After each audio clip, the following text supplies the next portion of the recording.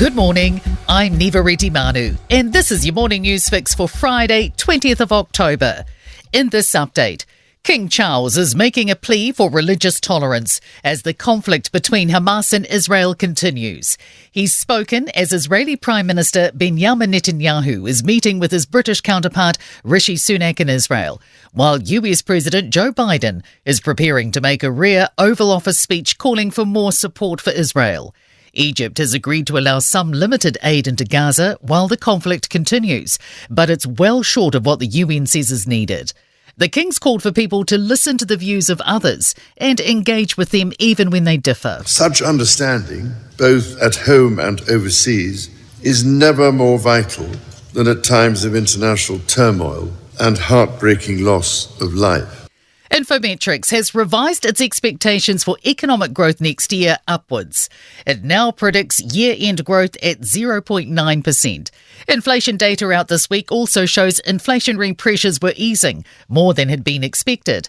Chief forecaster Gareth Kiernan says with the incoming government likely relaxing tax rules for property investors, there could be a boost in buyer demand for housing. With mortgage rates remaining relatively high, that housing affordability will still be problematic, debt servicing costs will still be high, and so we see limited scope for house prices to rise, particularly rapidly through 2024. Meanwhile, first home buyers made up a record proportion of property sales last month. CoreLogic's monthly data shows residential house sales have increased for 5 consecutive months.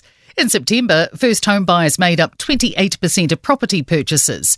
Chief property economist Kelvin Davidson says that the incoming government's relaxing of tax rules for property investors may bring some back to the market. I'm just not convinced it's going to be a flood in investors because you're still going to have low rental yields and you're still going to have high mortgage rates. A suggestion: we need to redefine what constitutes a 1 in a 75-year flood. A new housing development on land which flooded during Auckland's record-breaking January downpours is drawing criticism. AUT construction expert John Tukey told Tim Dower there's legislative requirements that you have to be able to deal with degrees of flooding. If you're in a zone such as this, then you need to have design features within the property that actually be able to attenuate the worst effects of a 75-year flood. The site's developer declined to comment. Auckland University students living in the halls are facing an 8% rent hike on average next year. Students for Fair Rent says the cost for a room at Waiparudu Hall will rise from $470 to $510 a week. It sent a petition with almost 1,500 signatures to the university opposing the change. In sport, the Silver Ferns have beaten the Diamonds 56-53 in Invercargill, bringing the 4-match Constellation Cup netball series back to a 2-1 deficit. A 48th one-day international century from Virat Kohli has helped India remain unbeaten at Cricket's World Cup.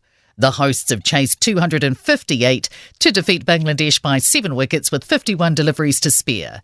And the All Blacks have signed off preparations for tomorrow morning's World Cup rugby semi-final in Paris. They trained away from the match venue. I'm Neva Manu. That's your latest news fix, and we'll be back with the next update at midday from the Newstalk ZB newsroom.